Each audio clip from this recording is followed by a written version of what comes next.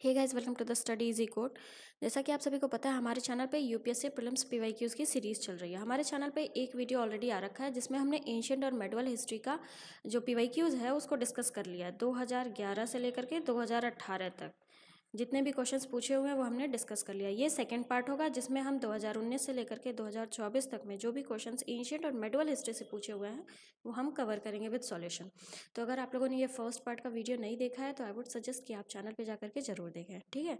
चलिए अब बिना किसी देरी के हम ये वीडियो को आगे लेकर के चलते हैं। देखते हैं 2019 में एंशिएंट और मेडिवल हिस्ट्री से कैसे और कितने क्वेश्चंस पूछे हुए थे। देखो, फर्स्ट क्वेश्चन ये है, विच one of the following is not a Harappan site. जैसा कि मैंने पहले बताया, जो भी हमारा क्वेश्चन मेनली पूछेगा उसको हम हाईलाइट कर लेंगे। इसमें नॉट पूछा है, इसमें से क्वेश्चन क्या कर रहा है, निम्नलिखित में से कौन सा हड़प्पन साइट नहीं है। ऑप्शन दिया हुआ है, चानुदारो है, कोटदिज्जी है, सोहगौरा नहीं है, देसलपुर है। तो हमारा आंसर क्या हो जाएगा, सी, सोहगौरा। सोहगौरा आईवीसी साइट नहीं है, ध्यान दीजिएगा, ठीक है। यहाँ से अशोकन इंस्क्रिप्शन मिला था, अशोकन इंस्क्रिप्शन। ये उत्तर प्रदेश में गोरखपुर में है, उत्तर प्रदेश के गोरखपुर में है ये, ठीक है। चानुदारो कोटदिज्जी ये दोनों पाकिस्तान में है और देसलपुर गुजरात में, ठीक। ये एडिशनल इन्फॉर्मेशन, इसको ध्यान दीजिएगा। चलिए हम आंसर देखते हैं। देखिए, सोहगौरा सॉल्यूशन देखते हैं। सोहगौरा कहाँ पे है, उत्तर प्रदेश में गोरखपुर में लोकेटेड है। यहाँ से अशोकन इंस्क्रिप्शन मिला था, ध्यान दीजिएगा, सोहगौरा से अशोकन इंस्क्रिप्शन मिला था, ना कि ये एक आईवीसी साइट है, ठीक। Sohgaura copper plate inscription is an Indian copper plate inscription. किस लैंग्वेज में लिखा हुआ था, प्राकृत इन ब्राह्मे स्क्रिप्ट। ये सब भी ध्यान दीजिएगा, प्राकृत में लिखा हुआ था, ब्राह्मे स्क्रिप्ट में। मतलब यहाँ सोहगौरा कॉपर प्लेट में प्राकृत लैंग्वेज और ब्राह्मी स्क्रिप्ट यूज़ किया गया था। It was found at Sohgaura about 20 kilometre to the south east of Gorakhpur on bank of river Rapti, ठीक। चलिए आगे बढ़ते हैं नेक्स्ट क्वेश्चन की ओर। सेकंड क्वेश्चन ये क्या कह रहा है, in which of the following relief sculpture inscription is रण्यो Ashoka king Ashoka mention along with the stone portrait of Ashoka. देखो, हमें पता है ना, अशोका के बहुत सारे इंस्क्रिप्शंस पाए गए हैं, तो अशोकन इंस्क्रिप्शन भी कहते हैं, ठीक। तो ये क्वेश्चन क्या कह रहा है कि किस अशोकन इंस्क्रिप्शन में रण्य अशोका मतलब किंग अशोका मेंशन मिला हुआ है और साथ ही साथ अशोका की स्टोन पोर्ट्रेट भी है। ऑप्शन दे रखा है, कंगनली, सांची, सहबाजगरी या सोहगौरा। तो अभी हमने देखा सोहगौरा से क्या क्या मिला है, तो उसमें ऐसा रण्य अशोका या किंग अशोका के बारे में ऐसा कुछ हमने देखा, ऐसा कुछ नहीं है, ठीक। तो ये नहीं होगा, इसका सही आंसर होगा कंगनली, ठीक है। ये कहाँ पे है, कर्नाटका में, कर्नाटका। यहाँ पे जो इंस्क्रिप्शन मिला है उसमें रण्य अशोका मेंशन मिला हुआ है। रण्य अशोका का मतलब क्या, किंग अशोका, और साथ ही साथ अशोका की स्टोन पोर्ट्रेट भी। आइए देखते हैं। देखो, कंगनली, गुलबर्ग, कर्नाटका में है। In this sculpture depiction emperor with his queen and the attendants are carved on a slab. एक स्लैब पे एम्परर अपनी वाइफ के साथ और उनके कुछ अटेंडेंट्स के साथ कार्व्ड हैं। कार्व्ड का मतलब बनाए हुए हैं, मतलब ऐसे स्टोन पे कार्व्ड हैं, ठीक है। विथ रण्य अशोका किंग अशोका मेंशन, जिसपे कि रण्य अशोका या किंग अशोका मेंशन है। तो ध्यान दीजिएगा कहाँ पे, कंगनली में, जो कंगनली जो कि गुलबर्ग कर्नाटका में मिला हुआ है स्कल्पचर डिपिक्शन, वहाँ पर रण्य अशोका किंग अशोका मेंशन है और साथ ही साथ उनका स्टोन पोर्ट्रेट भी बना हुआ है, ठीक है। चलिए आगे बढ़ते हैं। थर्ड क्वेश्चन, ये क्वेश्चन क्या कह रहा है, with reference to the forced labour vishti in India during Gupta period which one of the following statement is correct. ये गुप्ता पीरियड में जो विष्टि हुआ करते थे, फोर्स्ड लेबर, उनके बारे में 4 स्टेटमेंट दे रखा है। ये कह रहा है कि इनमें से कौन सा सही है, ठीक है। आइए देखते हैं एक एक करके। It was considered a source of income for the state, a short of tax paid by the people. ये सही है। देखो, गुप्ता पीरियड में जो विष्टि हुआ करते थे, फोर्स लेबर हुआ करते थे, वो एक तरह का सोर्स ऑफ इनकम हुआ करते थे स्टेट के लिए। होता क्या था ये समझो, जैसे मान लो ये एक फैमिली है, ठीक है, फैमिली में मेंबर्स हैं, ये फैमिली किसी किंगडम में रह रही है, तो यहाँ से एक मेंबर किंग के पास परमानेंटली रहेंगे एज अ फोर्स्ड लेबर। इनको कोई भी पेमेंट वगैरह, जो भी ये काम करेंगे उसका पेमेंट वगैरह नहीं मिलेगा, ठीक है। समझो ये फैमिली यहाँ रहने के लिए टैक्स पेमेंट कर रही है किसी एक पर्सन को यहाँ किंग के पास दे करके, ठीक है। ये कोई भी मेंबर हो सकता है, ऐसा नहीं है कि फैमिली का जो बड़ा बेटा होगा, सन होगा, वही जाएगा। कोई भी मेंबर इस फैमिली से जा सकता है एज अ फोर्स्ड लेबर। समझ में आया? तो इसका आंसर और ऑप्शंस देख लीजिए। It was totally absent in Madhya Pradesh, totally दे दिए, ये तो एब्सोल्युटली रॉन्ग हो जाएगा, ठीक है। The force labourers was entitled to weekly, ऐसा नहीं है, इन्हें कोई भी पैसे वगैरह नहीं मिलते थे। जो भी ये लेबर प्रोवाइड करते थे कोई भी पैसे इनको नहीं मिलते थे। ये वही मैं बोली ना, एक तरह का समझो टैक्स है। ये फैमिली यहाँ रह रही है, उसका टैक्स पेमेंट कर रही है कि अपने एक मेंबर को किंग के पास भेज देगी और वो member as a force labour king के पास रहेगा, जिसमें उसको रिटर्न में वेजेस वगैरह कुछ भी नहीं मिलेगा।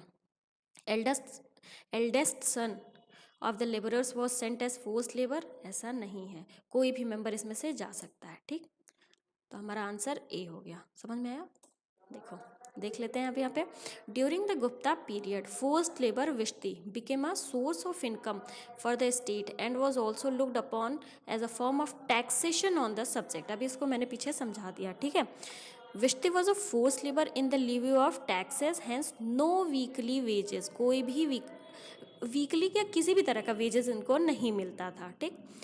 Any one from the family can be sent as a force labour, family से कोई भी एज अ फोर्स लेबर के लिए सेंड किया जा सकता था। ऐसा नहीं है कि फैमिली का सिर्फ एल्डेस्ट सन ही एज अ फोर्स लेबर जाएगा, ठीक। चलिए समझ में आया? चलिए आगे बढ़ते हैं नेक्स्ट क्वेश्चन की ओर। ये क्या कह रहा है? कंसिडर द फॉलोइंग स्टेटमेंट, कुछ स्टेटमेंट दे रखा है और पूछा क्या है, which of the following given above is are correct, और इसमें से करेक्ट पूछ रहा है। मतलब कि कुछ स्टेटमेंट दे रखा है और पूछ रहा है इनमें से कौन सा स्टेटमेंट सही है। तो आइए एक एक करके हम देखते हैं क्या है। First statement, in the revenue administration of Delhi Sultanat the incharge of revenue collection was known as amil. ये कह रहा है दिल्ली सल्तनत में, दिल्ली सल्तनत का जो रेवेन्यू एडमिनिस्ट्रेशन था उसमें जो रेवेन्यू कलेक्शन इंचार्ज होते थे उनको क्या कहा जाता था? आमिल। तो हाँ ये सही है। सेकेंड क्या कह रहा है, iqta system of sultan of Delhi was an ancient indigenous institution. क्या कह रहा है, इक्ता सिस्टम, हाँ, iqta system of sultan of Delhi was an ancient indigenous institution. ये गलत है, क्योंकि इक्ता सिस्टम का इंट्रोडक्शन कब हुआ था? दिल्ली सल्तनत से, दिल्ली सल्तनत से। तो ये एंशियंट इंडिजीनियस इंस्टीट्यूशन कहाँ से हो जाएगा? तो सेकंड नहीं होगा, इसको एलिमिनेट करेंगे, सेकंड नहीं होगा, ठीक। फर्स्ट सही है, ठीक है, फर्स्ट सही है। तो यहाँ से हमारा आंसर अपने आप ए आ गया, क्लियर हो गया। बट थर्ड स्टेटमेंट भी देख लेते हैं। The office of Mir Bakhshi came into existence during the reign of Khalji sultan of Delhi. ये गलत है, क्योंकि मीर बख्शी का ऑफिस कब आया था? मुगल डायनेस्टी में आया था, ठीक है। मुगल पीरियड जो था उस टाइम पे मीर बख्शी का ऑफिस आया था, ना कि खलजी सुल्तान के टाइम में। तो थर्ड भी हमारा गलत होगा, ठीक। यहाँ से आंसर समझ में आया, ए होगा। देखो सॉल्यूशन देखते हैं। फर्स्ट स्टेटमेंट करेक्ट है। In the land revenue system of Delhi Sultanat the central government appointed Aamil to collect revenue. Delhi सल्तनत में रेवेन्यू कलेक्ट करने के लिए जो इंचार्ज होते थे उनको क्या कहा जाता था? आमिल। और उनको कौन अपॉइंट करता था? सेंट्रल गवर्नमेंट अपॉइंट करते थे, ठीक। और सब डिविजन्स में जो अपॉइंट होते थे वो क्या कहलाते थे? शिक, ठीक है, ये ध्यान दीजिएगा। सेकेंड स्टेटमेंट इनकरेक्ट है। Iqta system of land control पहली बारी कब इंट्रोड्यूस हुआ था? दिल्ली सल्तनत में, किसके द्वारा? इल्तुतमिश, ठीक है। इक्ता सिस्टम किसके द्वारा इंट्रोड्यूस किया गया था? इल्तुतमिश द्वारा, दिल्ली सल्तनत में। The institution known by its Arabic name Iqta had existed in early Islamic world as a means of rewarding service to the state. In the administration of caliphate, it served as means of funding operation and compensating civil and military leaders. तो ये जब इतना सब देखने की ज़रूरत नहीं है, बस ये है कि जब ये इल्तुतमिश द्वारा इंट्रोड्यूस किया गया था दिल्ली सल्तनत में, तो ये एंशियंट इंडिजीनियस इंस्टीट्यूशन कहाँ से हो जाएगा? यहाँ से ये आंसर हमारा गलत हुआ, ठीक। सॉरी, ये सोल्यूशन हमारा मतलब जो सेकंड स्टेटमेंट है वो गलत हुआ। थर्ड क्या है?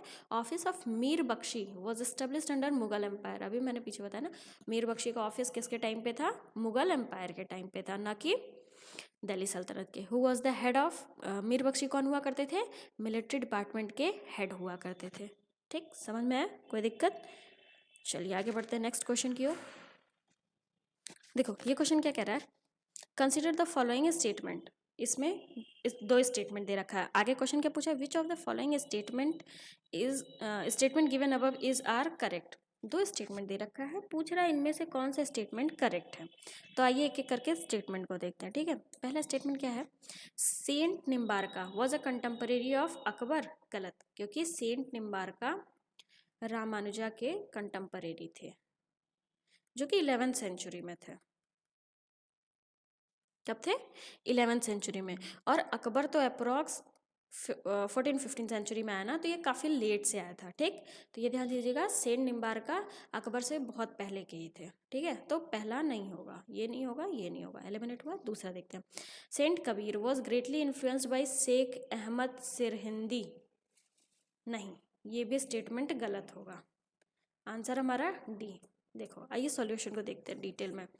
क्या कह रहा है, saint Nimbarka believe to be contemporary of Ramanuja. अभी मैंने बताया ना, रामानुजा 11वीं सेंचुरी में थे, सेंट निम्बारका इनके कंटेम्परेरी थे। ठीक है, दूसरा स्टेटमेंट देखते हैं।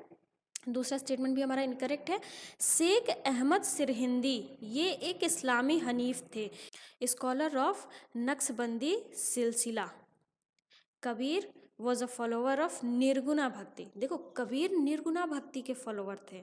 ठीक है, और जहाँ पे शेख अहमद सिरहिंदी ये क्या थे, ये एक इस्लामिक हनीफ थे, जो कि किसके स्कॉलर थे, नक्शबंदी सिलसिला के। तो ये गलत हुआ, जो सेकंड स्टेटमेंट दे रखा है कि क्या सेंट कबीर शेख अहमद सिरहिंदी के इन्फ्लुएंस थे, नहीं, ये स्टेटमेंट गलत हुआ। ठीक, चलिए आगे बढ़ते हैं नेक्स्ट क्वेश्चन की ओर। ये क्वेश्चन क्या कह रहा है, with reference to Mughal India what are the differences between the jagirdar and zamindar. Jagirdar और जमींदार के बीच में स्टेटमेंट दे रखा है और डिफरेंसेस पूछ रहा है। Select the correct answer using the code given below. पूछ रहा है कि जो स्टेटमेंट दे रखा है जागीरदार और जमींदार से रिलेटेड, उसमें से हमें करेक्ट बताना है। ठीक है, तो पहले हम एक एक करके स्टेटमेंट को पढ़ते हैं और देखते हैं ये क्या कह रहा है। Jagirdars were the holder of land assignment in lieu of judicial and police duties. सही है, जागीरदार्स कौन हुआ करते थे, उनको लैंड दिया जाता था, किस लिए, जिससे वो जुडिशियल और पुलिस ड्यूटी को परफॉर्म करें। सही है, whereas zamindars were holder of revenue rights without obligation to perform any duty other than revenue collection. देखो ये गलत है, क्योंकि जमींदार्स को भी लैंड दिया जाता था, वो उस लैंड पे रेवेन्यू राइट उनका था, वहाँ से वो रेवेन्यू वगैरह कलेक्ट कर सकते थे, बट उनको भी जुडिशियल और पुलिस ड्यूटीज़ परफॉर्म करनी थी। जुडिशियल एंड पुलिस ड्यूटीज़ वगैरह उनको भी परफॉर्म करनी थी। ऐसा नहीं था कि इनके पास मतलब इनका कोई भी ऑब्लिगेशन नहीं था, कोई भी ड्यूटी नहीं था, ये गलत है। ठीक है, तो फर्स्ट स्टेटमेंट हमारा गलत हुआ। समझ में आया ना कैसे गलत हुआ। जमींदार्स को भी लैंड दिया जाता था, उस पर उनका रेवेन्यू राइट तो था ही, बट साथ ही साथ उनके ड्यूटीज़ भी थे, जुडिशियल और पुलिस ड्यूटीज़ उनको परफॉर्म करने थे। ठीक है, तो फर्स्ट गलत हुआ। सेकंड स्टेटमेंट देखते हैं ये क्या कह रहा है, land assignment to jagirdars were hereditary. यही गलत हो गया। जागीरदार्स को जो लैंड दिया जाता था ये जुडिशियल और पुलिस ड्यूटीज़ के लिए, ये हेरिडेटरी नहीं थे, ये ट्रांसफरेबल थे, ये ट्रांसफरेबल हुआ करते थे। ठीक है, तो ये सेकंड स्टेटमेंट भी हमारा गलत हुआ, हमारा आंसर डी हो जाएगा। समझ में आया, आइए देखते हैं। देखो डी सॉल्यूशन देखते हैं। स्टेटमेंट फर्स्ट इनकरेक्ट है। Zamindars were also expected to maintain law and order in their jurisdiction. यही है ना कि उनकी भी ड्यूटीज़ थी, जमींदार्स की भी ड्यूटीज़ थी। ऐसा नहीं है कि वो बिना ऑब्लिगेशंस बिना ड्यूटीज़ के थे। ठीक है, उनको भी लॉ और ऑर्डर मेंटेन करना था। सेकंड स्टेटमेंट भी इनकरेक्ट है, क्योंकि jagirdar only has the right to claim and enjoy the revenue collection from the land. Jagirs क्या होते थे, ट्रांसफरेबल हुआ करते थे। यही मैं बताई ना, ये ट्रांसफ़र हो सकते थे, हेरिडेटरी नहीं थे। ठीक, जो जागीर्स मतलब लैंड थे वो ट्रांसफ़र हो सकते थे। ऐसा नहीं है कि एक के पास चला गया तो उनके बच्चे उनके बच्चे उनके बच्चे उन्हीं के पास रह जाए, ये ट्रांसफ़र होकर के किसी दूसरे पर्सन को भी दिया जा सकता था। ठीक, समझ में आया। चलिए आगे बढ़ते हैं नेक्स्ट क्वेश्चन की ओर।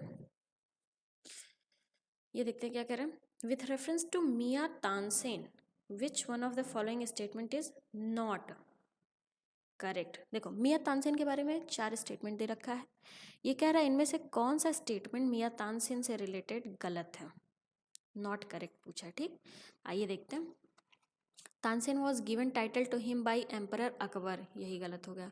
जो तानसेन का टाइटल था मियाँ तानसेन का टाइटल वो अकबर द्वारा नहीं दिया गया था। ठीक है, किसके द्वारा दिया गया था ये?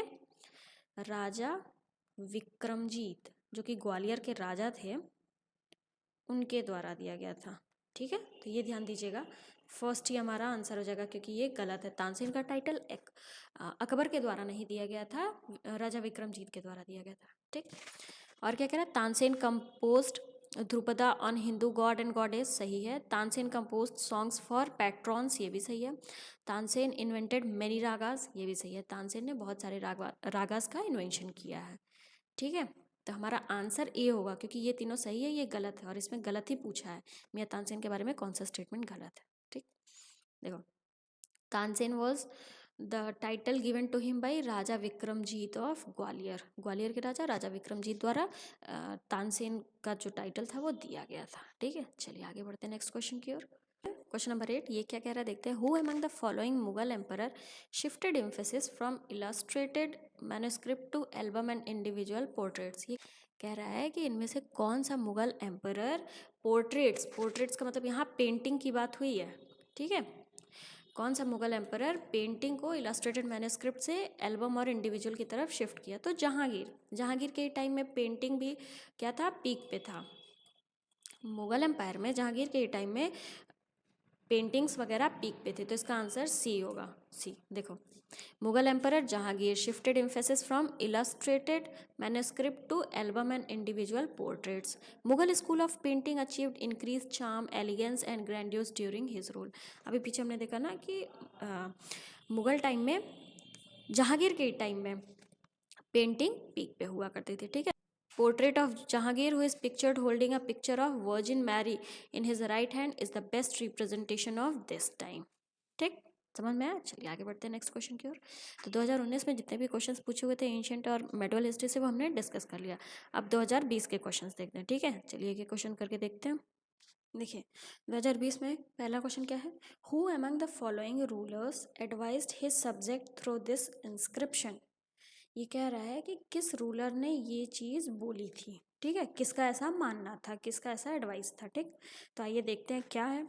Whosoever praises his religious sect or blames other sect out of excessive devotion to his own sect with the view of glorifying his own sect, he rather injures his own sect very severely। ये कह रहा है किस ruler का ऐसा मानना था कि वो पर्सन जो अपने रिलीजियस सेक्ट को प्रेज कर रहा है और दूसरे के रिलीजियस सेक्ट को ब्लेम कर रहा है। क्यों ब्लेम कर रहा है? अपने रिलीजियस सेक्ट को ग्लोरीफाई करने के लिए वह पर्सन अपना रिलीजियस सेक्ट इंजरी कर रहा है। तो ऐसा किसका मानना था? ऐसा अशोका का मानना था। ठीक है, अशोका का ये मानना था कि वो पर्सन जो कि अपने रिलीजियस सेक्ट को प्रेज कर रहा है और दूसरे के रिलीजियस सेक्ट को ब्लेम कर रहा है, किस इंटेंशन से? अपने रिलीजियस सेक्ट को ग्लोरीफाई करने के लिए वो पर्सन अपने रिलीजियस सेक्ट को इंजरी कर रहा है। ठीक है, तो किसका हमारा आंसर क्या हो गया? अशोका। देखिए, अशोका। ठीक, as per the major rock edict 7 and 12, किस एडिक्ट से? ये ध्यान दीजिएगा, नंबर एडिक्ट 7, रॉक एडिक्ट 7 और 12 से Ashoka insisted that all religion should को एग्जिस्ट। अशोका का क्या मानना था? कि हर रिलीजन को साथ में रहना चाहिए। ऐसा नहीं है कि सिर्फ एक रिलीजन रहे और एक ही रिलीजियस को प्रमोट करे, ऐसा नहीं था। इनका मानना था कि हर रिलीजियस को साथ में को एग्जिस्ट करना चाहिए। ठीक है, about Ashoka's dhammas did not involve worship of god और परफॉर्मेंस ऑफ सेक्रीफाइस। ये ध्यान दीजिएगा, अशोका का जो धम्मा था उसमें ये सारी चीज़ें इन्वॉल्व नहीं थी कि गॉड का वर्शिप या सेक्रीफाइसेस, ऐसी सारी कोई भी चीज़ें इन्वॉल्व नहीं थी। ठीक, he felt that just as a father tries to teach his children he had a duty to instruct his subject. Dhamma देने का क्या मतलब था? मतलब जो धम्मा था उसको किस हिसाब से ये किए थे? अशोका का ऐसा मानना था कि जैसे एक फादर अपने बच्चे को, चिल्ड्रंस को टीच करते हैं, उसी तरीके से अशोका जो कि एक किंग है, वो उसकी ड्यूटी है कि वो अपने लोगों को इंस्ट्रक्ट करे। ठीक है, he was also inspired by the teaching of Buddha की टीचिंग से इंस्पायर्ड थे। People in the empire follow different religion and this sometime led to conflict. तो ये धम्मा क्यों था उसके बारे में दिया हुआ। ठीक है, मतलब धम्मा को क्यों इन्होंने लिखा था, क्यों करवाया था, इसके बारे में है। वहाँ पे बहुत सारे लोग बुद्धा की टीचिंग से इंस्पायर्ड थे, ठीक है। और एम्पायर में बहुत सारे रिलीजियस थे, तो आपस में बहुत कॉन्फ्लिक्ट होता था। इस वजह से उन्होंने धम्मा मेंशन करवाया, जिसपे पर्टिकुलरली किसी गॉड का वर्शिप या सेक्रीफाइस वगैरह करने की बात नहीं की गई थी, ठीक। Ashoka appointed representatives refer to as dhamma mahamatta who traveled around instructing people about Dhamma. Ashoka and his message inscribed on pillars, rocks, and he ordered his officials to read this message to people who were unable to do so for themselves. ठीक है, समझ में आया ना? कोई भी doubt हो तो कमेंट करके हमसे ज़रूर पूछे, ठीक है। इसका कहने का मतलब सीधा सा यही है, अशोका ने धम्मा क्यों करवाया था। तो अशोका एक रिप्रेजेंटेटिव्स को भी अपॉइंट किए थे, जिसको धम्मा महामता भी कहते थे। ये ध्यान दीजिएगा, धम्मा महामता कहा जाता था, ठीक है। इनका क्या काम था कि जो भी धम्मा पे जो चीज़ें लिखी हुई थी उनको लोगों तक पहुंचाना। ये ऐसा क्यों करते थे, क्योंकि एम्पायर में बहुत सारे रिलीजन के लोग थे और आपस में कॉन्फ्लिक्ट अराइज हो जाता था। वो कॉन्फ्लिक्ट ना हो, इस वजह से अशोका ने ये काम किया था, ठीक। चलिए नेक्स्ट क्वेश्चन की ओर बढ़ते हैं। सेकेंड क्वेश्चन क्या कह रहा है, with reference to the history of India the term kul vyapa and drona vyapa denote. ये कह रहा है इंडिया की हिस्ट्री में जो कुल व्यापा और द्रोण व्यापा वर्ड यूज़ होता था उसका मतलब क्या था। तो उसका मतलब मेजरमेंट ऑफ लैंड से था। कुल व्यापा और द्रोण व्यापा का मतलब कहाँ से था, मेजरमेंट ऑफ लैंड। देखो, measurement of land during the Gupta period different land measures were known in different region such as nivartana, kulyavapa, Drona व्यापा, ठीक है। ये गुप्ता पीरियड के वर्ड्स हैं, ध्यान दीजिएगा, किसके लिए, लैंड मेजरमेंट के लिए। The term kulyavapa and dronavapa are mention in inscription in Bengal. कहाँ के इंस्क्रिप्शन से ये हमें मिला, बंगाल के इंस्क्रिप्शन से ये दोनों वर्ड्स मिले हुए हैं। द टर्म व्याप, व्याप का मतलब क्या होता है, टू सो, मतलब कि बोना जिसको कहते हैं, बुआई होता है ना, किसी भी बीज वगैरह की बुआई होती है, तो व्याप का मतलब टू शो ही होता है। तो कुल व्यापा का मतलब area required to sow one kula of grain, and drona vyapa का मतलब area required to sow one drona of grain, ठीक है। कुल व्यापा का मतलब वो एरिया जहाँ पे वन कुला ऑफ ग्रेन सोड हो, और द्रोण व्यापा का मतलब वो एरिया जहाँ पे वन ड्रोन ऑफ ग्रेन सोड हो, ठीक है। ये कुल और ड्रोन इसी से दोनों का नाम है, ठीक। वन कुला इज इक्वल्स टू ए ड्रोना, ठीक है। इतना सब ये डिटेल में देखने की ज़रूरत नहीं है, बस कुल व्यापा ड्रोन व्यापा किससे रिलेटेड है, व्याप का मतलब क्या है, ये चीज़ ध्यान दीजिएगा। किसके टाइम का है, गुप्ता पीरियड के टाइम का है, और ये वर्ड्स हमें मिले कहाँ से है, बंगाल के इंस्क्रिप्शन से, ठीक। चलिए नेक्स्ट क्वेश्चन की ओर बढ़ते हैं। क्वेश्चन नंबर 3 ये क्या कह रहा है, with reference to the period of Gupta dynasty in ancient India the towns Ghantasala, Kadura और Chaul were well known as. ये कह रहा है गुप्ता डायनेस्टी में, मतलब एंशियंट इंडिया में जो गुप्ता डायनेस्टी थी उनमें ये जो टाउन्स है घंटशाला, कदूरा और चोल, ये किससे रिलेटेड थे, मतलब ये क्यों जाने जाते थे, ये इतने फेमस क्यों थे, किस चीज़ के लिए ये टाउन्स फेमस थे गुप्ता डायनेस्टी में। तो ये देखते हैं, पोर्ट्स हैंडलिंग फॉरेन ट्रेड। हाँ, ये टाउन्स फॉरेन ट्रेड के लिए जाने जाते थे। ये टाउन्स एक पोर्ट थे, ठीक है, जहाँ से फॉरेन ट्रेड्स हुआ करता था। घंटसाला, कदूरा और चोल, ठीक। कैपिटल टू पावरफुल किंगडम नहीं। Places of exquisites, stone art and culture नहीं। इंपॉर्टेंट बुद्धिस्ट पिलग्रिमेज सेंटर्स, ये भी नहीं होगा। फर्स्ट होगा पोर्ट्स हैंडलिंग फॉरेन ट्रेड। देखो, in India trade with foreign empires date to Harappan culture. देखो, इंडिया में क्या था, फॉरेन एम्पायर से ट्रेड हड़प्पन कल्चर से चला आता है। इंपॉर्टेंट अमंग देम आर, ये आईवीसी के कुछ साइट्स हैं जहाँ से ट्रेड हुआ करता था, जैसे लोथल, लकबवाल, किंदरखेरा, कुंटाशी, मेघम, प्रभासा, टोडियो, अमरा एक्सेट्रा, ठीक।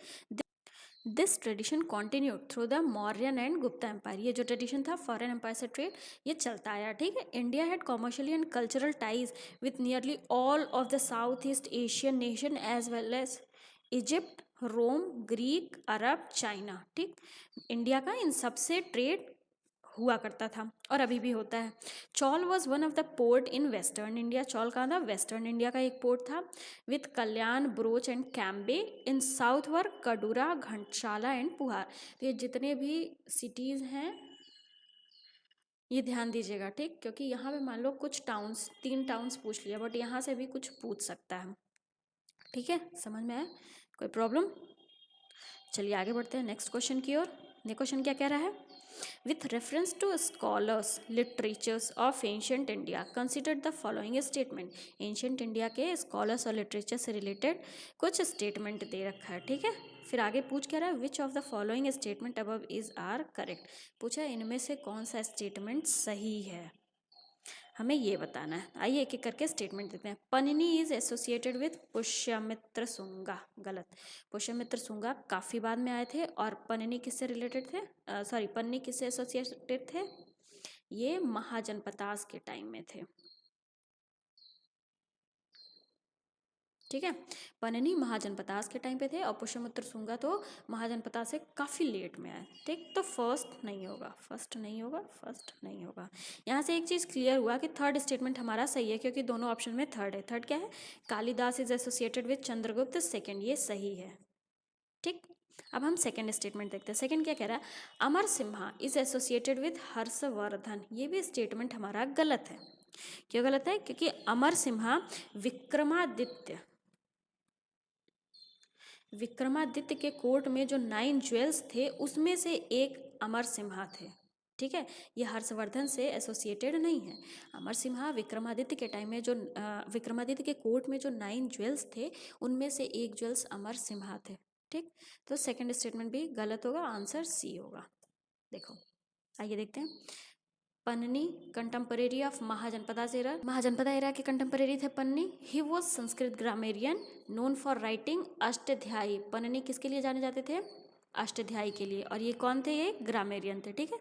सूत्र style treatise on Sanskrit grammar. फिर सेकंड स्टेटमेंट अमर सिम्हा, ये भी एक संस्कृत ग्रामेरियन और पोएट थे। ध्यान दीजिएगा क्या क्या थे ये भी, ठीक है। Who lived in ancient India. Amar Simha was one of the 9 gems that adorn the throne of Vikramaditya. Vikramaditya के टाइम पे जो 9 जेम्स थे उनमें से एक अमर सिम्हा भी थे, ठीक है। And according to the accounts of Hiuen Tsang it is believe that he was the Chandragupta Vikramaditya, Chandragupta second, who flourished around 375 century AD. Amar Simha is famous, किस लिए फेमस थे अमर सिम्हा? अमर कोशा, जो कि इनका एक संस्कृत वर्क था, उसके लिए फेमस थे, ठीक। तो अमर सिम्हा के बारे में समझ में आया। संस्कृत ग्रामेरियन और पोएट थे। विक्रमादित्य के टाइम पे जो 9 ज्वेल्स थे उनमें एक ज्वेल्स ये अमर सिम्हा जी थे, ठीक है। किस लिए फेमस थे? अमर कोशा, जो कि इनका एक संस्कृत वर्क था।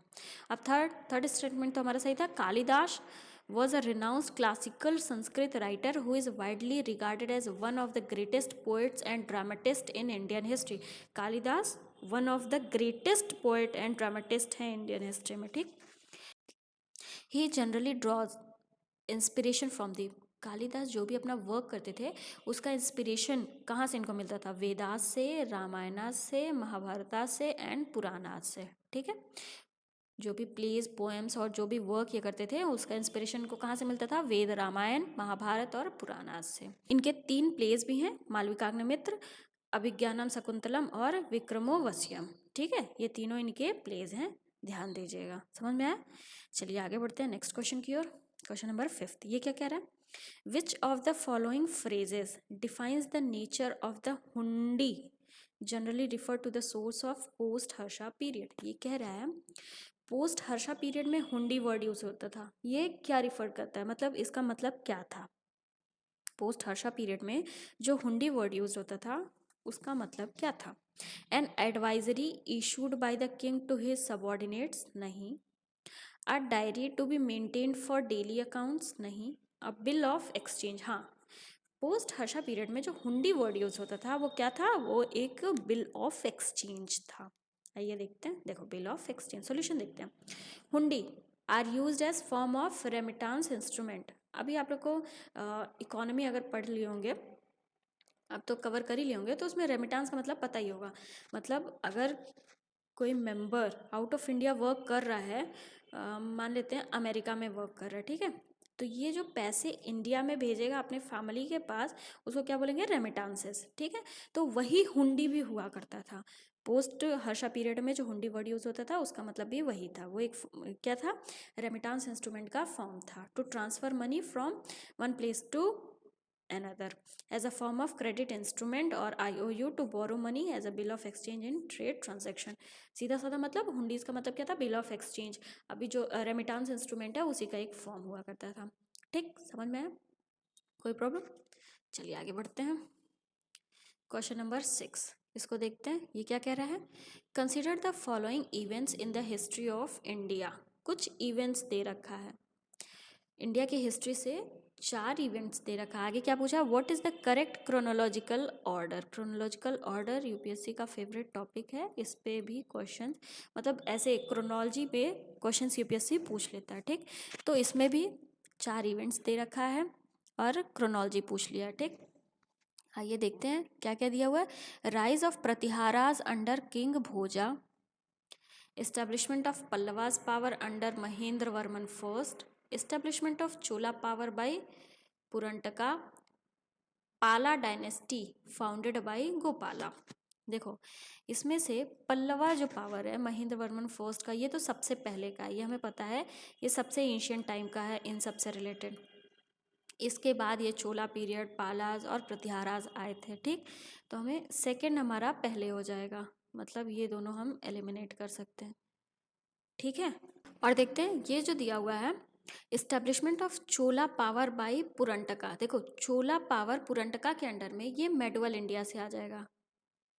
आप लोग को पता है चोला पहले तो थे, बट ये पुरंटका के अंडर में जो था वो चोला के कम बैक होने के बाद का था, जो कि मेडुअल इंडिया में आ जाता है। इससे पहले तो एंशंट इंडिया में चेरा, चोला और पांड्यास पढ़े ही थे। फिर यहाँ पे धीरे धीरे करके चोला डायनेस्टी डिक्लाइन कर गई, और उसके बाद जब फिर से वो कम बैक हुई तो वो किस में आई थी, मेडुअल इंडिया में। ठीक है, तो यहाँ से ये चीज़ क्लियर हुआ। पल्लवास तो काफ़ी पहले थे, एंशियंट में ये सेकंड में हमारा पहले होगा, बट चोला पीरियड बाय पुरंटका ये सबसे लास्ट में होगा, क्योंकि ये मेडुअल पीरियड में आएगा। ठीक, तो थर्ड हमारा सबसे लास्ट में होगा। यहाँ से ये चीज़ तो क्लियर हो ही गया।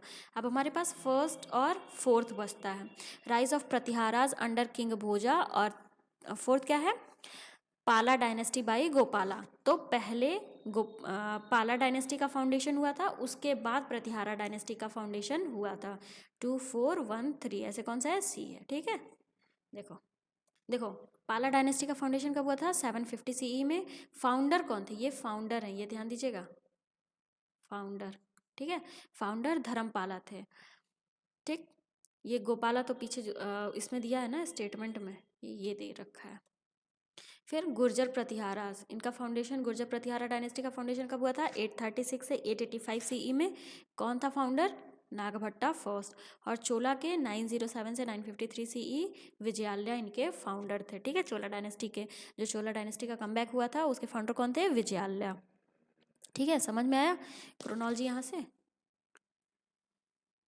ऐसे क्वेश्चंस पूछ लेता है। चलिए आगे बढ़ते हैं नेक्स्ट क्वेश्चन की ओर।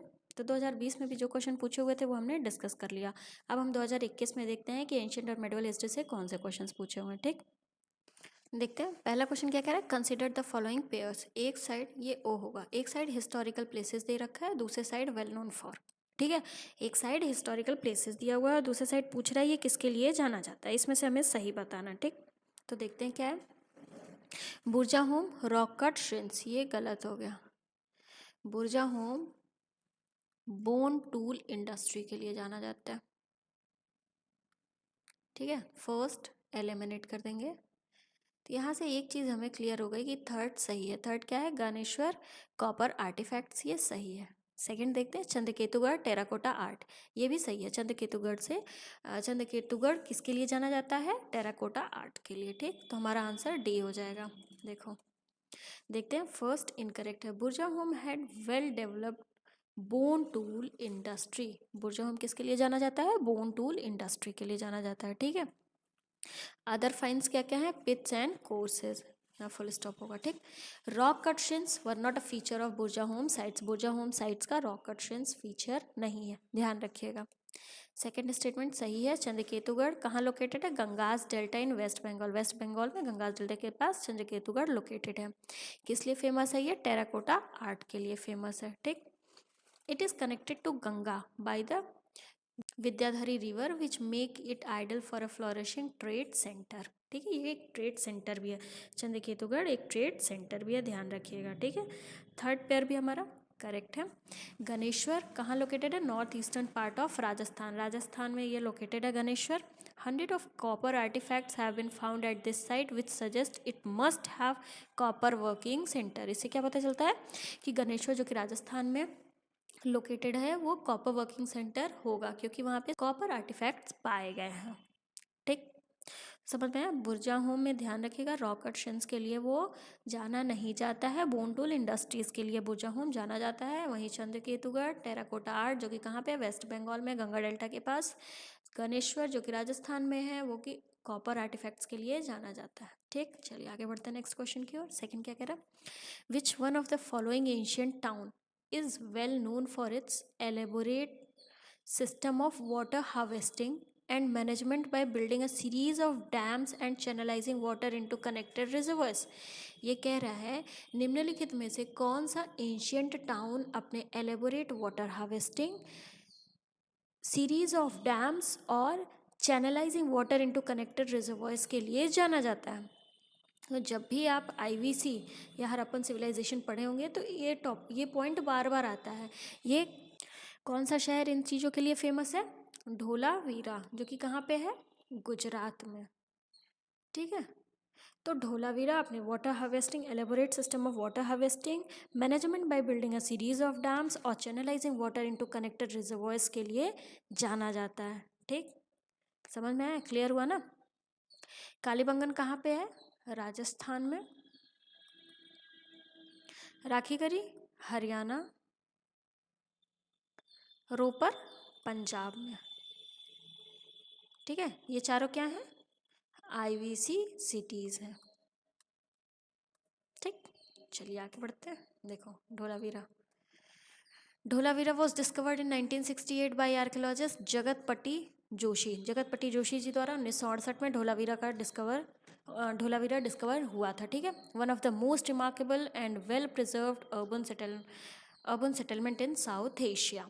After Mohenjo-daro, Ganeriwala and Harappan in Pakistan and Rakhigari in Haryana, Dholavira is fifth largest metropolis of IVC। ये ध्यान दीजिएगा, IVC का फिफ्थ मेट्रोपोलिस सिटीज़ कौन सा है? धोलावीरा। बाकी चार कौन कौन से हैं? मोहनजोदारो, गनवेरीवाला, हरप्पा और राखीगढ़ी। ठीक है, इनमें से ये तीनों पाकिस्तान में है, ये तीनों पाकिस्तान में है, और राखीगढ़ी हरियाणा इंडिया में है। ठीक, City of Dholavira had an impressive and unique system of water harvesting and management system. Ran's water level may have been greater in protohistoric time than they are now, enabling boats to travel from the shore all the way up to the site. ठीक, Manhar and Mandsar two streams border the Dholavira site. Dholavira site से दो streams है, कौन कौन से? मनहर और Mandsar. To direct their water into the reservoir dam had to be constructed. ठीक है, तो ध्यान रखिएगा धोलावीरा सबसे पहला इसका तो ये इंपॉर्टेंट है, फिफ्थ मेट्रोपोलिस है आईवीसी का। और किस लिए ये है? Unique system of water harvesting and management system Dholavira में पाया जाता है। ठीक, चलिए आगे बढ़ते हैं नेक्स्ट क्वेश्चन की ओर। Question number 3। ये क्वेश्चन क्या कह रहा है देखते हैं। From the decline of Gupta's until the rise of Harshavardhana, ये किस पीरियड की बात किया? गुप्ताज जब डिक्लाइन कर गए थे और हर्षवर्धन के राइज के पहले, ये बीच की बात है। ठीक है, in the early 7th century which of the following kingdom were holding power in northern India. कौन सी किंगडम नॉर्दर्न इंडिया में उस टाइम पे थी? कब? जब गुप्ताज डिक्लाइन कर गए थे और हर्षवर्धन जब तक राइज नहीं किए थे। Select the correct answer using the code given below. देखो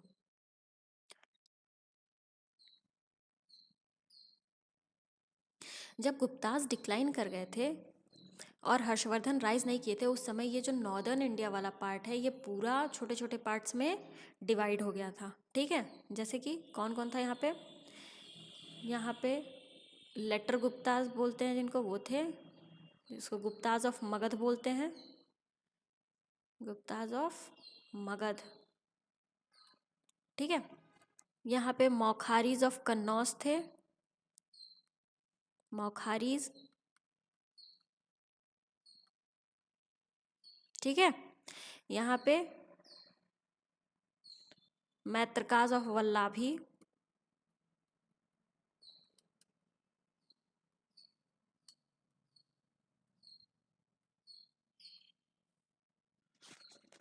यहाँ पे ये जो थोड़ा सा गुजरात और ये राजस्थान का एरिया है, यहाँ पे कौन था?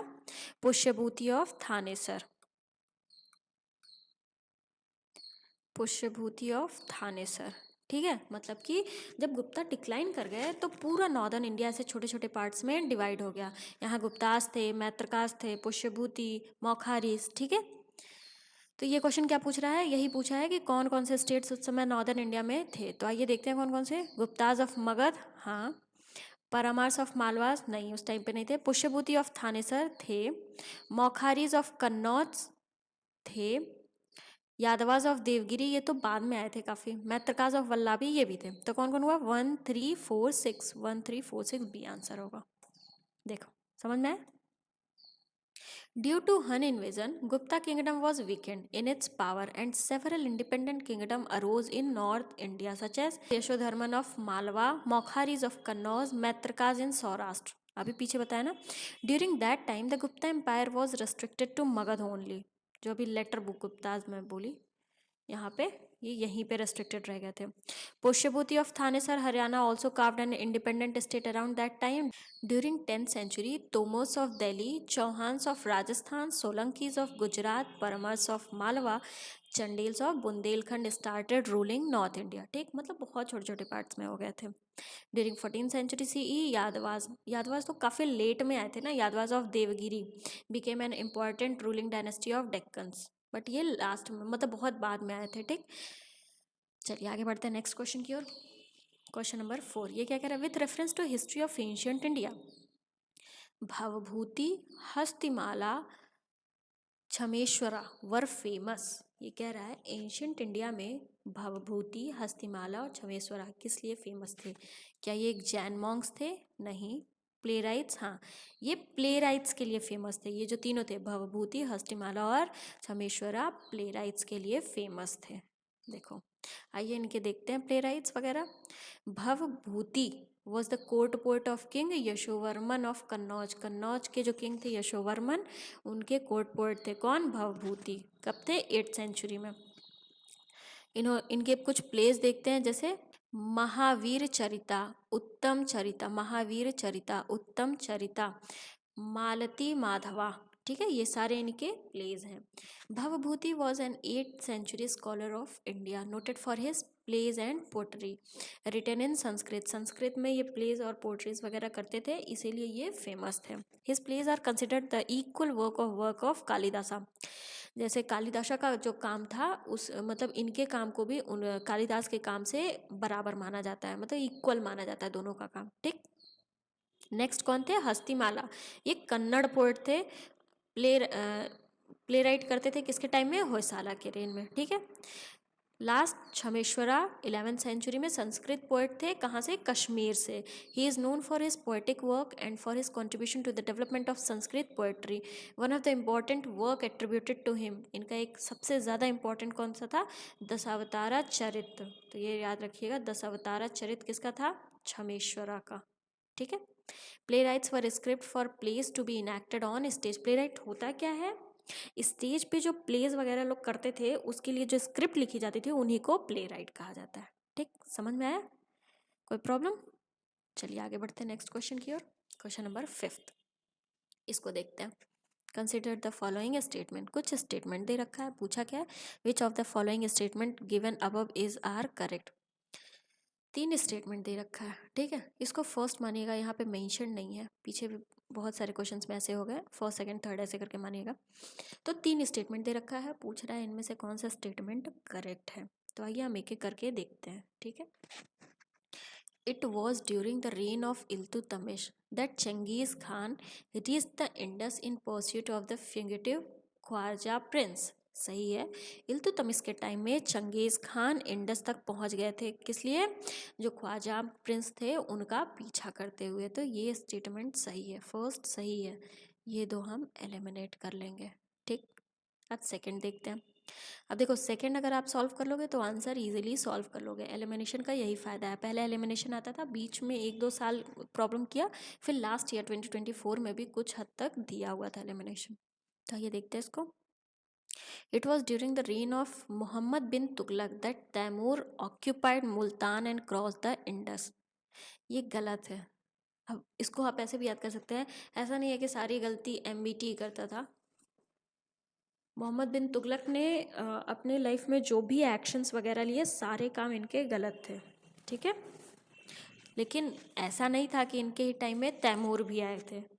तैमूर इनके एरा के बाद आए थे। जब इनका एरा ख़त्म हो गया था, मोहम्मद बिन तुगलक का रेन ख़त्म हो गया था, उसके बाद तैमूर मुल्तान को ऑक्यूपाई किए थे, ठीक है। सेकंड गलत होगा। थर्ड क्या, it was during the reign of Devaraya second of Vijayanagara empire that Vasco da Gama reached the coast of Kerala. नहीं, देवराया सेकेंड के रेन खत्म होने के बाद Vasco da gamma Kerala coast पर आए थे। देखते हैं, देखो, ठीक है।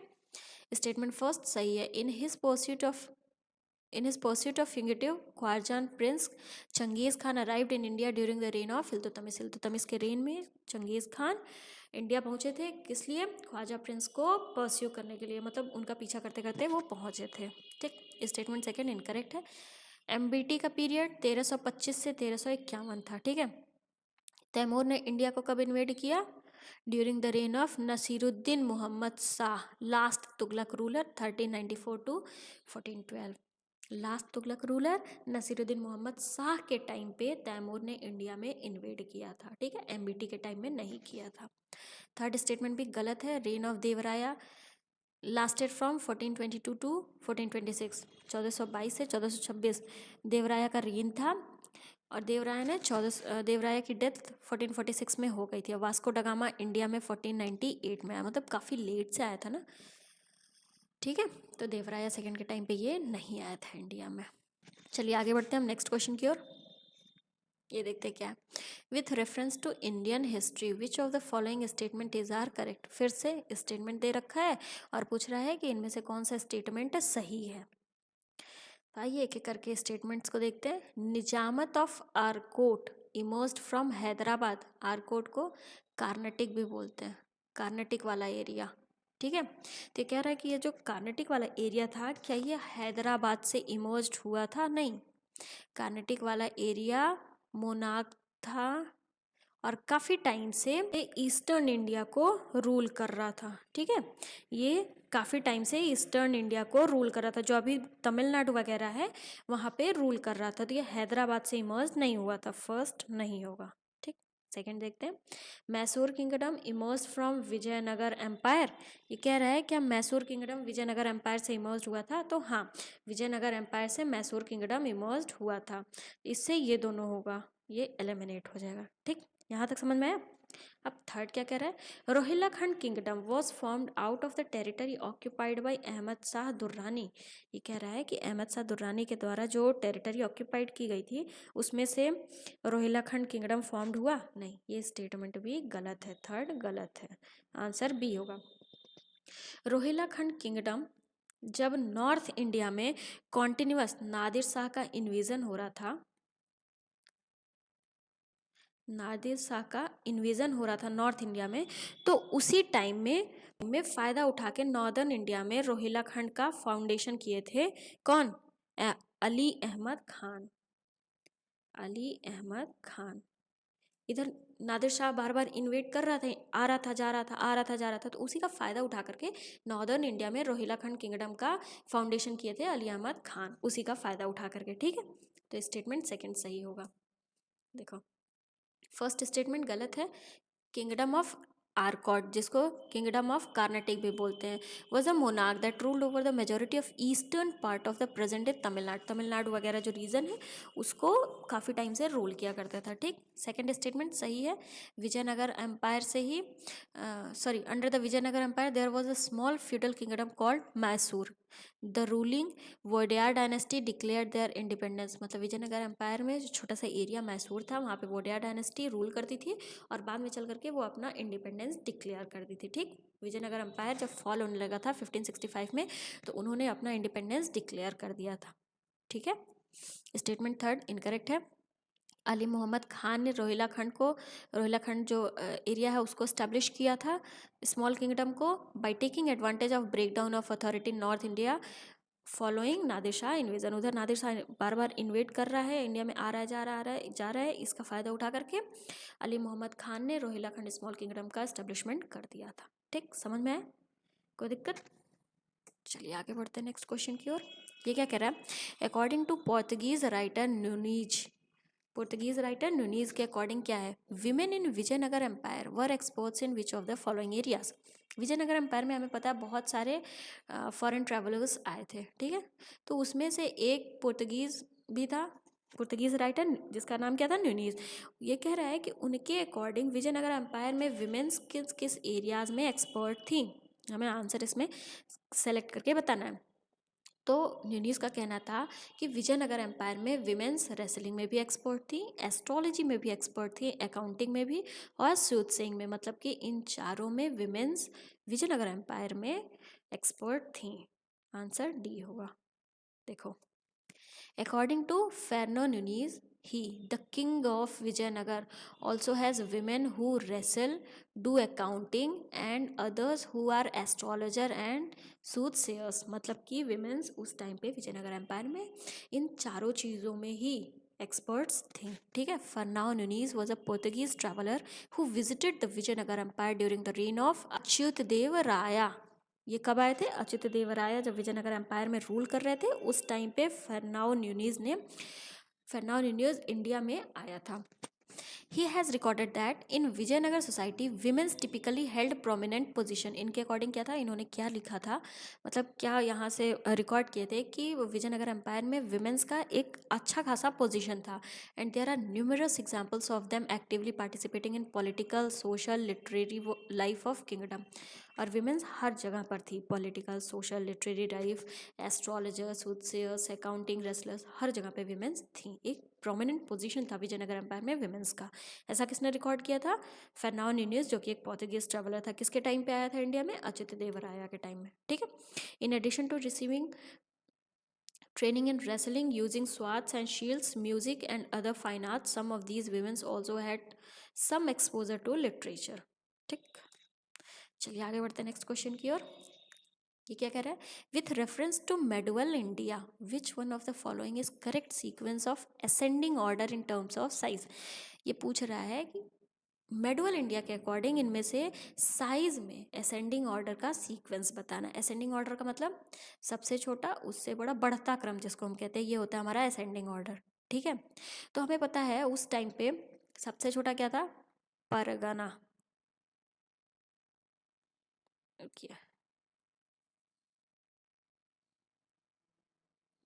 ये हुआ करता था क्या, परगना। उससे बड़ा सरकार, और उससे बड़ा सूबा। ठीक है, तो ऐसे देखते हैं कौन सा है, परगना, सरकार, सूबा। हाँ, सबसे छोटा परगना, फिर सरकार, फिर सबसे बड़ा सूबा। तो ए आंसर होगा हमारा। देखो, pargana, sarkar, suba. The entire suba was split into sarkar district with a military commander known as chief sikdar in charge of each one. मतलब कि जो सूबा था वो छोटे छोटे सरकार्स में डिवाइड हुआ करता था। ठीक, ईच सरकार divided into smaller unit Pargana. अभी वही हमने देखा ना कि ये सबसे बड़ा हो गया सूबा, फिर परगना, सॉरी, फिर सरकार, फिर परगना। ठीक है, वही है। Each pargana had 2 karkuns, one fotahdar, one sikdar, one amin और मुनीफ। ये ध्यान दीजिएगा बस, कौन कौन होते थे, 2 करकून्स, 1 फोतहदार, 1 सिकदर और 1 अमीन और मुनसिफ। ठीक है, चलिए आगे बढ़ते हैं नेक्स्ट क्वेश्चन की ओर। तो 2021 में भी जितने क्वेश्चंस पूछे हुए थे एंशिएंट और मेडुअल इंडिया से, वो हमने डिस्कस कर लिया। अब हम 2022 में पूछे हुए एंशिएंट और मेडुअल से क्वेश्चंस को डिस्कस करेंगे विद सॉल्यूशन। ठीक, चलिए आगे बढ़ते हैं और एक एक क्वेश्चंस को देखते हैं। इसमें पहला क्वेश्चन क्या है, according to Kautilya's Arthashastra which of the following are correct. Kautilya's Arthashastra के बारे में 3 स्टेटमेंट दे रखा है, पूछ रहा है इनमें से कौन सा स्टेटमेंट सही है। तो आइए एक एक करके देखते हैं।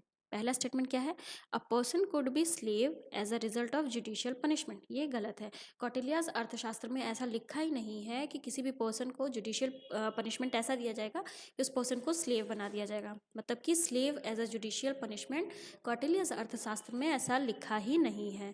तो फर्स्ट एलिमिनेट हो गया, यहाँ से हमारा आंसर डायरेक्टली आ गया सेकंड और थर्ड। सेकंड थर्ड क्या है, if a female slave bore her master a sun she was legally free, सही है, ठीक है, ऐसा कौटिल्याज अर्थशास्त्र में लिखा है कि अगर एक फीमेल कोई स्लेव है और उसका बच्चा होता है किसके साथ, अगर मतलब उसके मास्टर के साथ उसका रिलेशनशिप है, अगर कोई फीमेल है जो कि क्या है, स्लेव, ठीक, इसके मास्टर के साथ इनका रिलेशनशिप है और इनसे एक बॉय होता है, सॉरी एक सन होता है, तो ये सन क्या होगा, लीगली फ्री होगा, ऐसा कौटिल्याज अर्थशास्त्र में लिखा हुआ है। थर्ड स्टेटमेंट क्या है, if a son born to a female slave was fathered by her master the son was entitled to the legal status of her master son. हाँ, ये जो सन होगा इसका लीगल स्टेटस क्या होगा, मास्टर का ये सन है, इसका लीगल स्टेटस यही होगा, इसीलिए तो ये फ्री होगा। तो सेकंड और थर्ड स्टेटमेंट हमारा सही है। देखो फर्स्ट स्टेटमेंट इनकरेक्ट है। As per the Arthashastra any person who has voluntarily enslaved himself shall if she run away be a slave for life. Similarly any person whose life has been mortgaged by others shall if he runs away be slave for life, ठीक।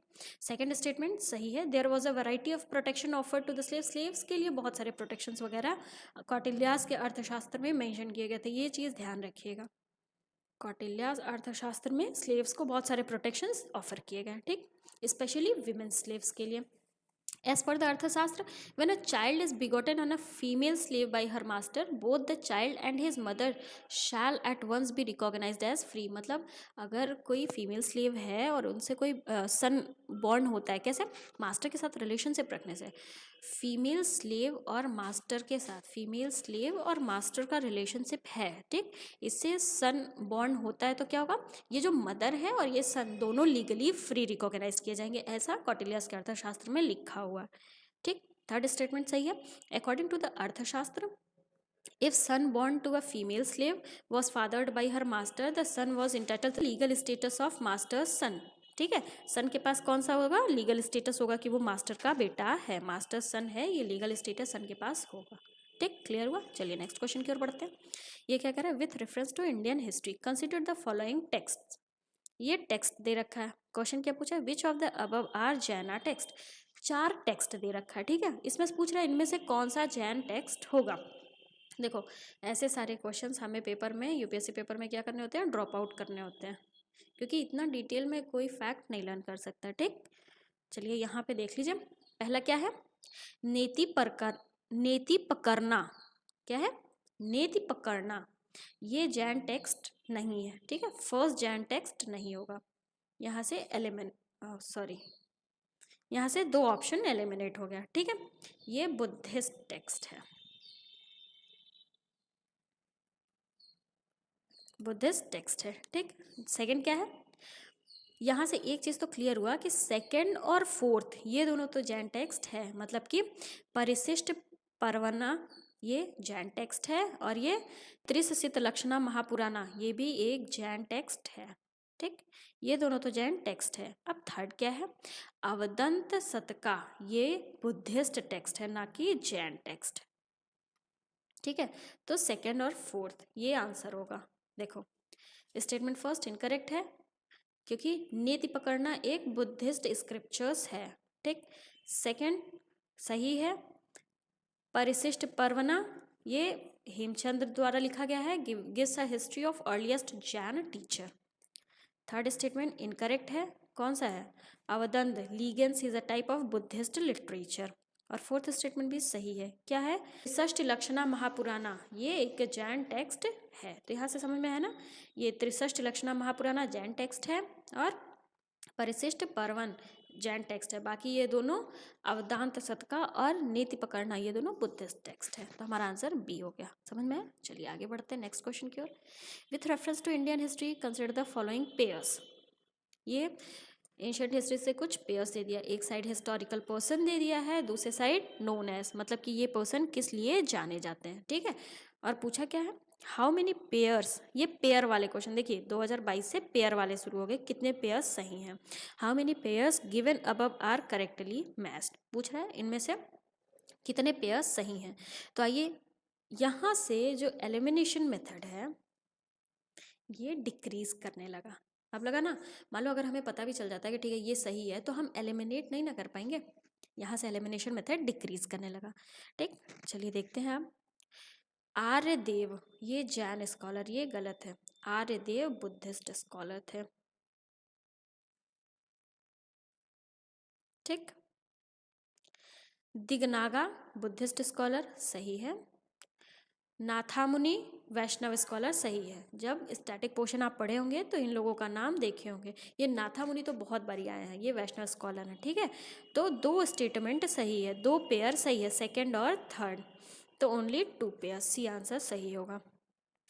देखो ठीक है, first incorrect है, Aryadeva was a Mahayana Buddhist monk, a disciple of Nagarjuna and Madhyamaka philosopher. ठीक है, second वाला जो statement है ये दिगनागा बुद्धिस्ट स्कॉलर सही है, नाथामुनि वैष्णव स्कॉलर सही है। ठीक है, ये दोनों स्टेटमेंट सही है।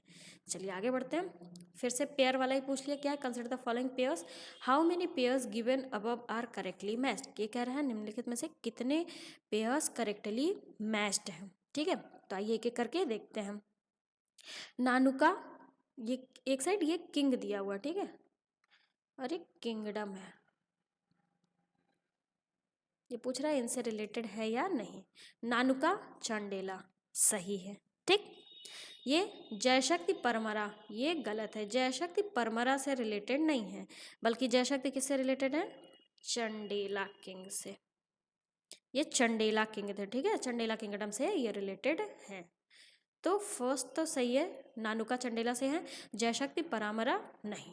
ठीक, नागभट्टा सेकेंड, गुर्जर प्रतिहारा सही है। ठीक है, नागभट्टा सेकेंड गुर्जर प्रतिहारा से रिलेटेड है। भोजा राष्ट्रकूटा ये भी गलत है, भोजा किससे रिलेटेड है, प्रतिहारा से। ठीक है, तो 2 पेयर सही है, मतलब ओनली 2 पेयर्स, देखो ओनली 2 पेयर्स। देखते हैं, फर्स्ट सही है, in the first quarter of 9th century Chandela king Chandela dynasty was founded by Nannuka, Chandela dynasty के फाउंडर रह चुके हैं नानुका। ठीक, नानुका चंडेला डायनेस्टी के फाउंडर है। ठीक, पेयर सेकेंड इनकरेक्ट है। वकपति के 2 बेटे थे, जयशक्ति और विजय शक्ति, ये किससे रिलेटेड है, चंडेला पावर से। ठीक, थर्ड स्टेटमेंट सही है, नागभट्टा सेकेंड गुर्जर प्रतिहारात से रिलेटेड है। फोर्थ गलत है, भोजा फर्स्ट मिहिर भोजा ये किससे रिलेटेड है, प्रतिहारात से ही। ठीक है, ग्रैंड सन ऑफ नागभट्टा भी यहाँ है ना, नागभट्टा गुर्जर प्रतिहारात, तो नागभट्टा के ग्रैंड सन भोजा फर्स्ट थे। ठीक, ये समझ में है ना, राष्ट्रकूटा से नहीं बल्कि प्रतिहारा से रिलेटेड है, इसीलिए 2 पेयर सही है, 2 पेयर गलत है। समझ में आया। चलिए नेक्स्ट क्वेश्चन की ओर बढ़ते हैं। ये क्वेश्चन क्या कह रहा है देखते हैं। With reference to Indian history consider the following statement, Indian history से रिलेटेड कुछ स्टेटमेंट दे रखा है। क्वेश्चन क्या पूछा है, which of the following statement above is are correct, कह रहा है 3 स्टेटमेंट दे रखा है इंडियन हिस्ट्री से रिलेटेड, और क्वेश्चन क्या पूछा है कि इनमें से कौन सा स्टेटमेंट सही है। ठीक, आइए एक एक करके हम देखते हैं इसको। ये क्या कह रहा है, first Mongol invasion of India happen during the reign of Jalaluddin Khalji. अब पीवाईक्यूज का रेलेवेंसी समझ में आया होगा, ऐसे क्वेश्चन हमने पीछे देख लिया, तो जो लोग ऐसे पीवाईक्यूज किए होंगे, मतलब 2021 का 20 का क्वेश्चन सॉल्व किए होंगे, तो 2022 में वो ये क्वेश्चन अच्छे से इजीली सॉल्व कर सकते हैं। ठीक है, ये रेलेवेंसी होती है पीवाईक्यूज की। ये क्या कह रहा है, पहला मंगोल इन्वेजन इंडिया में जलालुद्दीन खिलजी के टाइम पे हुआ था, नहीं गलत, पीछे हमने देखा पहला मंगोल इन्वेजन किसके टाइम पे हुआ था, इल्तुतमिश के टाइम पे। ठीक है, इल्तुतमिश के टाइम पे फर्स्ट एलिमिनेट हो गया। ठीक, अब हमारे पास 2 बचा, सेकंड या थर्ड, दोनों में से अगर एक भी आएगा तो हम कर सकते हैं। सेकंड क्या है, during the reign of Alauddin Khalji 1 Mongol assault march up to Delhi and besides that city. ये कह रहा है अलाउद्दीन खिलजी के टाइम पे एक मंगोल अप टू दिल्ली आ गया और एक सिटी उसने फाउंड किया, तो ये सही है। अलाउद्दीन खिलजी के टाइम पे एक मंगोल दिल्ली तक मार्च अप कर लिया था, तो ये स्टेटमेंट सही है, मतलब आंसर हमारा बी होगा। थर्ड क्या है, Muhammad bin Tughlaq temporarily lost portion of the north west of his kingdom to Mongols. नहीं, अभी पीछे मैंने बताया एमबीटी से ही सारी गलतियाँ नहीं होंगी, ऑलरेडी इन्होंने बहुत गलतियाँ की थी, बट ये जो मंगोल से रिलेटेड है उसमें इनकी कोई गलती नहीं थी। मोहम्मद बिन तुगलक ने कोई भी पोर्शन अपना लॉस्ट नहीं किया था टू मंगोल्स, ठीक है, तो थर्ड भी गलत होगा, आंसर हमारा बी होगा। देखो फर्स्ट स्टेटमेंट इनकरेक्ट है क्योंकि पहला मंगोल इन्वेजन किसके टाइम पे हुआ था, इल्तुतमिश के टाइम पे। सेकंड सही है, reign of Alauddin Khilji one of the Mongol invasion reached till the outskirt of Delhi city and besides it, ठीक। ये स्टेटमेंट थर्ड इनकरेक्ट है, Muhammad bin Tughlaq defeated the Mongols and he had not lost any of the portions of his kingdom to them, मतलब कि MBT ने Mongols को defeat किया था और इंडिया का कोई भी पोर्शन लॉस्ट नहीं किया था, मतलब इंडिया का कोई भी पोर्शन हारे नहीं थे मंगोल्स के सामने, ठीक है, मंगोल्स को ये हराए थे एमबीटी। समझ में आया? चलिए आगे बढ़ते हैं, कोई दिक्कत? नेक्स्ट क्वेश्चन क्या है, with reference to Indian history who of the following were known as kulah daran. कोई ये भी बहुत डिटेल वाला क्वेश्चन पूछ लिया है, मतलब ऐसा इतना कोई सोच भी नहीं सकता था, बट यूपीएससी ने इसको पुट ऑन किया। ये पूछा कूल्हा दरान क्या है, इंडियन हिस्ट्री में कूल्हा दरान क्या था, किसके द्वारा यूज़ किया जाता था?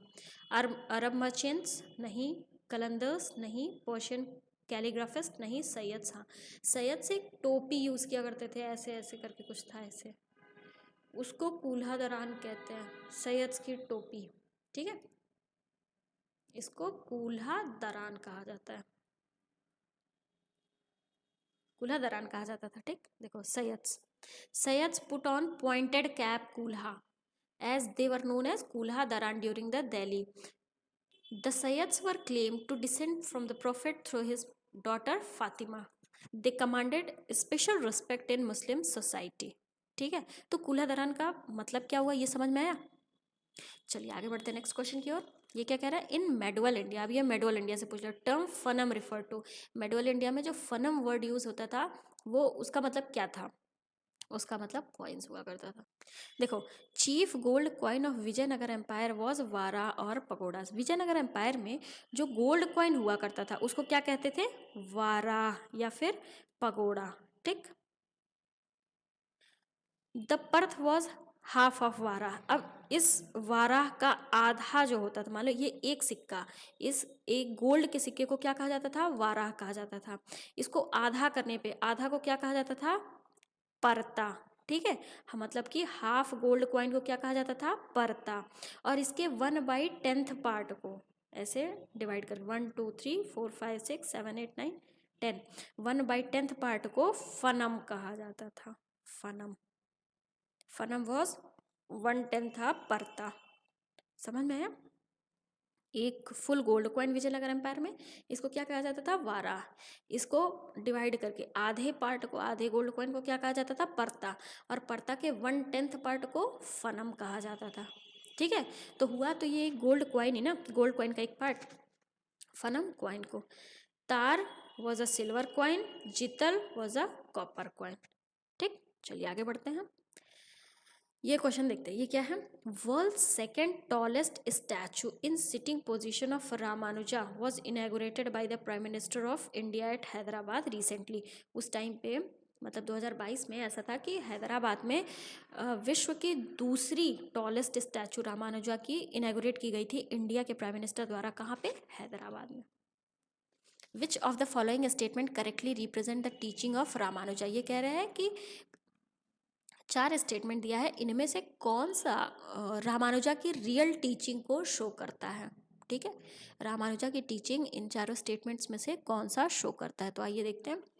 पहला क्या है, the best means of solvation was devotion. हाँ, रामानुजा का ये मानना था कि साल्वेशन का बेस्ट मीन क्या होता है, devotion.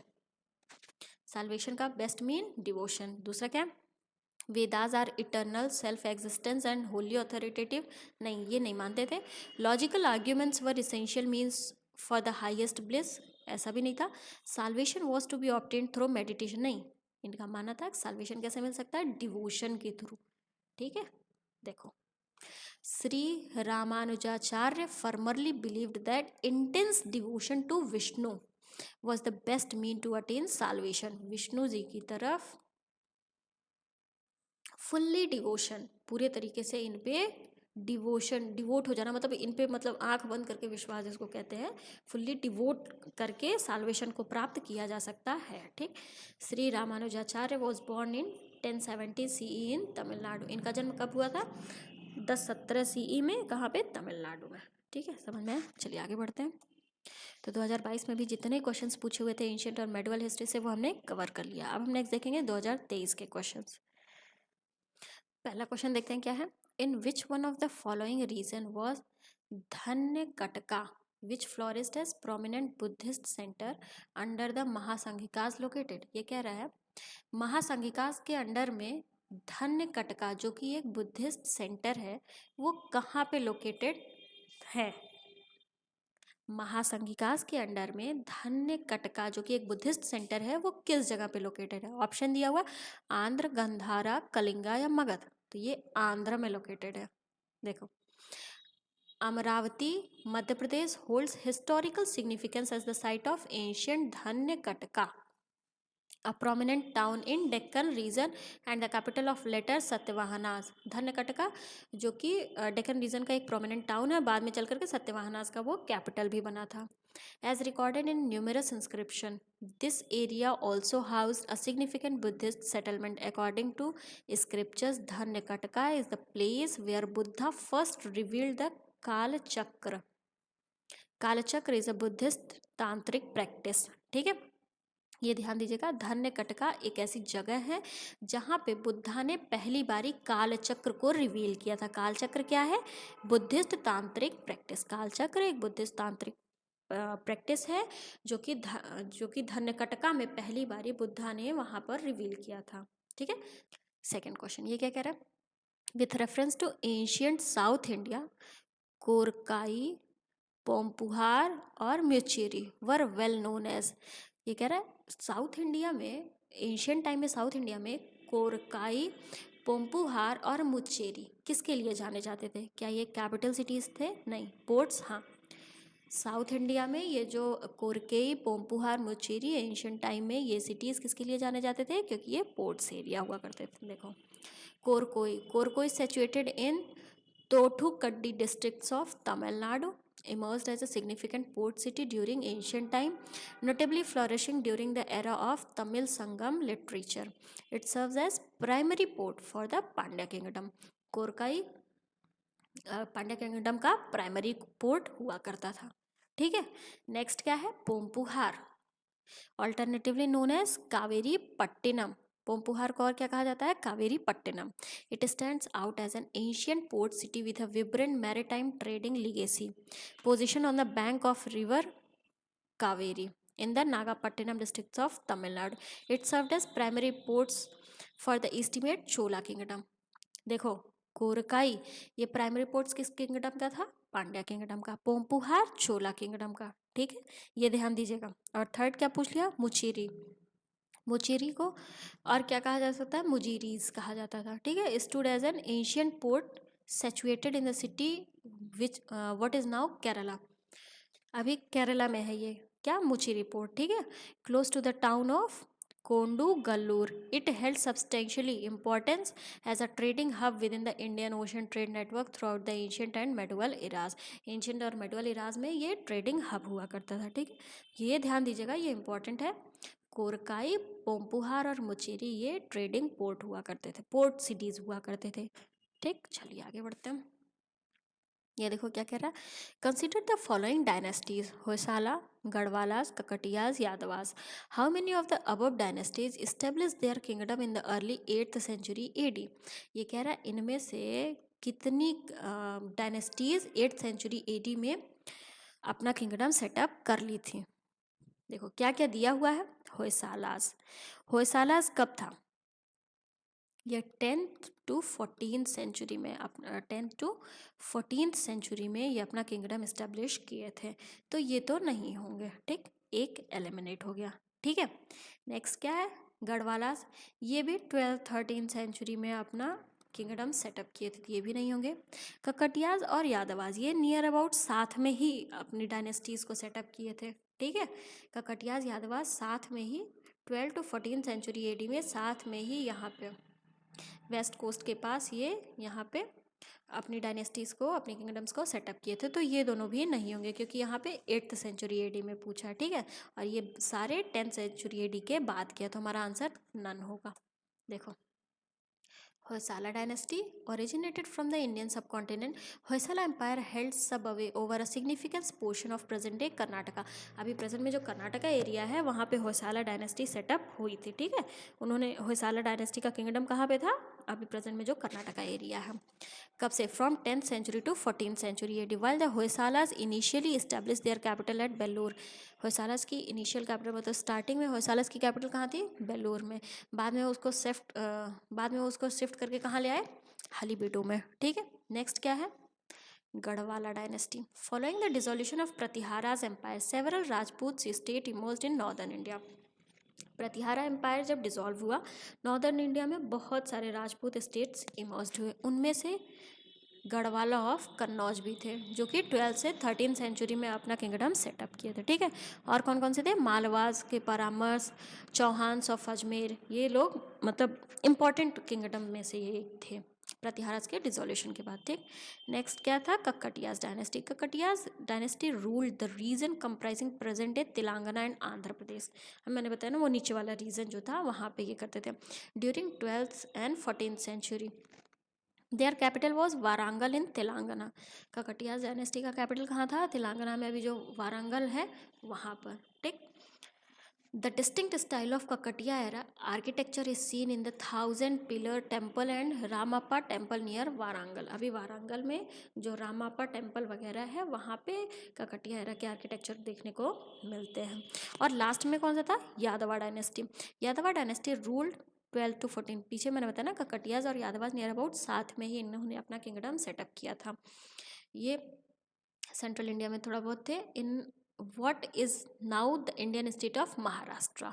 Originally feudatory of Eastern Chalukyas, ये ईस्टर्न चालुक्यास जो कल्याणी के चालुक्यास थे उनके फेडरेटरीज हुआ करते थे, ठीक है, यादवास।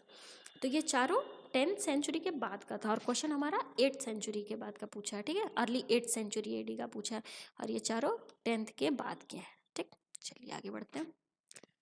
ये क्वेश्चन नंबर 4 देखते हैं क्या है। Souls are not only the property of animal and plant life, but also of rock, running water, and many other natural objects not looked on as living by other religious sects. The above statement reflect one of the core belief of which of the following religious sects of ancient India. देखो, ये भी हमने जो पहला part है उसमें ये discuss कर रखा है। ये किसका मानना था, एंशंट इंडिया में किस रिलीजियस सेक्ट का ऐसा मानना था कि जो सोल होता है वो सिर्फ एनिमल और प्लांट लाइफ में ही नहीं होता, बल्कि रॉक्स, रनिंग वाटर वगैरह में भी सोल्स होते हैं। मतलब कि कोई बायोटिक या फिर एबायोटिक कोई भी ऑब्जेक्ट्स हो, सब में सोल होते हैं, ऐसा किस रिलीजियस सेक्ट का मानना है, तो ऐसा जैनिज्म का मानना है। देखो, core principle of Jainism revolves around the non-violence with no other religion placing as great on emphasis on this value. Jain holds the belief that souls inhabit plant, animal and even certain non-living entities such as air, water, similar to humans. जैसे humans में soul होते हैं उसी तरीके से हर object, वो living being हो चाहे नॉन लिविंग बीइंग हो, एयर, वाटर, प्लांट, एनिमल, कुछ भी हो, वैसे ही सोल्स प्रेजेंट होते हैं। ऐसा किसका मानना था, जैनिज्म का मानना, ठीक है, समझ में आया। चलिए आगे बढ़ते हैं नेक्स्ट क्वेश्चन की ओर। Who among the following rulers of medieval Gujarat surrendered due to Portuguese. ये क्वेश्चन क्या कह रहा है, गुजरात का कौन सा रूलर ड्यू को पोर्तुगीज को सरेंडर कर दिया, पोर्तुगीज को ड्यू दे दिया। कौन सा रूलर, मेडुअल गुजरात का कौन सा रूलर पोर्तुगीज को ड्यू सरेंडर कर दिया था, तो बहादुर शाह ने ड्यू को पोर्तुगीज को दे दिया था। देखो, amidst increasing Portuguese threat to Gujarat's trade and coastal region, the Sultan of Gujarat sought Ottoman support, leading to a continuous exchange of embassies and letters between the two powers. Ottoman ousted the Portuguese from the Red Sea and dispatched a fleet to aid Bahadur Shah of Gujarat. Rumi Khan, Ottoman commander, successfully repelled Portuguese attack on Daman and Diu in 1531. However, last threat emerged from the Mughals, leading Bahadur Shah to grant bases to the Portuguese as part of the defensive offensive alliance. मतलब कि आपको सिर्फ इतना जानना है कि बहादुर शाह ने दीव को पोर्तुगीज़ को दे दिया था। ठीक है, बहुत सारे थ्रेट्स आ रहे थे पोर्तुगीज़ की तरफ से गुजरात रूलर बहादुर शाह को, तो उन्होंने दीव को पोर्तुगीज़ को दे दिया। ठीक, चलिए आगे बढ़ते हैं नेक्स्ट क्वेश्चन की ओर। ये क्वेश्चन क्या कह रहा है? Who among the following rulers of Vijayanagar Empire constructed a large dam across Tungabhadra river? ये कह रहा विजयनगर एम्पायर का कौन सा रूलर तुंगभद्रा रिवर के पास लार्ज डैम को कंस्ट्रक्ट करवाया था और canal come adequate several kilometres long from the river to the capital city, और कैनाल का भी इस्टेब्लिशमेंट करवाया था। विजयनगर एम्पायर का कौन सा रूलर तुंगभद्रा रिवर के पास लार्ज डैम का कंस्ट्रक्शन और कैनाल्स का कंस्ट्रक्शन करवाया था? बताइए इसका आंसर क्या होगा? देवराया फर्स्ट ने तुंगभद्रा रिवर के पास, देखो देवराया फर्स्ट ने तुंगभद्रा रिवर के पास क्या करवाया था? लार्ज डैम और कैनाल्स का कंस्ट्रक्शन करवाया था। Vijayanagar founded in 1336 by Harihara and Bukka. ठीक है, संगम डायनेस्टी से हरिहर और बुक्का थे जो उन्होंने विजयनगर एम्पायर का फाउंडेशन किया था। अब इस डायनेस्टी में 4 डायनेस्टीज थे, संगमा, सलुआ, तुलुआ और Aravidu. Ruled Vijayanagara from 1336 to 1672। Devaraya first of the Sangama dynasty, तो ये ध्यान दीजिएगा देवराया फर्स्ट किस डायनेस्टी से थे? संगमा डायनेस्टी से। Was a very capable ruler noted for his military exploit and his support to irrigation work in his kingdom. Irrigation work, ये डैम्स वगैरह बनवाना तुंगभद्रा रिवर के अक्रॉस पे, ये सब विजयनगर एम्पायर में किसने किया था? देवराया फर्स्ट ने। ये किस डायनेस्टी से थे? संगमा डायनेस्टी, याद रखिएगा। ठीक है, चलिए आगे बढ़ते हैं। तो 2023 में जितने भी क्वेश्चंस पूछे थे हमने उससे भी डिस्कस कर लिया। अब लास्टली हम 2024 के क्वेश्चंस को देखेंगे। अभी तो यूपीएससी ने इसका आंसर नहीं लाया है, बट हम इसको सॉल्व करते हैं, जो आंसर हो सकता है हम उस पर ट्रिक करेंगे। इस पर 100% गारंटी नहीं होती है कि वही आंसर होगा। ठीक है, मतलब कि यूपीएससी वही आंसर देगी। हम जितने भी कोचिंग इंस्टीट्यूट वाले हैं वो तो उस आंसर को सपोर्ट करते हैं, बट यूपीएससी किसको मानेगी ये तो यूपीएससी जाने। अभी आंसर की आया नहीं है, बट हम इसको सॉल्व करते हैं। देखो इसमें पहला क्वेश्चन क्या है? Sanghabhuti, an Indian Buddhist monk who travelled to China at the end of the 4th century AD was the author of a commentary on.